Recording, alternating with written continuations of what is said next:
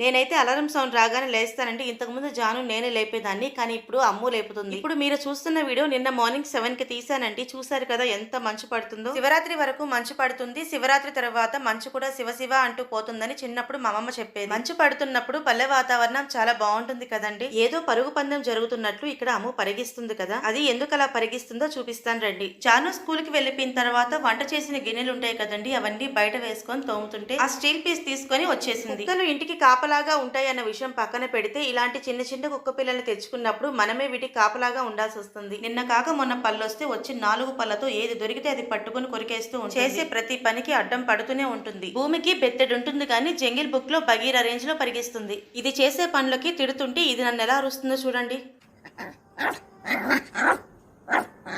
ఇలాంటి పనులు చేస్తుంది కాబట్టి ఫుడ్ తీసుకున్న ప్రతిసారి వామిటింగ్ చేసుకుంటుంది. అందుకే దీన్ని మా వారు హాస్పిటల్ కి తీసుకెళ్తున్నారు. వెళ్ళేటప్పుడు హుషారుగానే వెళ్ళింది కానీ వచ్చేటప్పుడు డల్ అయిపోయింది. అక్కడికి వెళ్ళిన తర్వాత చాలా భయపడిందంట. అమ్ముకి ఇంజెక్షన్ వేస్తారు అనుకున్నా కానీ ఒక చిన్న టాబ్లెట్ ఇచ్చి పంపించారు. ఇంజెక్షన్ వేస్తుంటే ఇంకొకసారి భయం ఉండేదేమో. ఈ వీడియో మీకు నచ్చినట్లయితే లైక్ అండ్ సబ్స్క్రైబ్.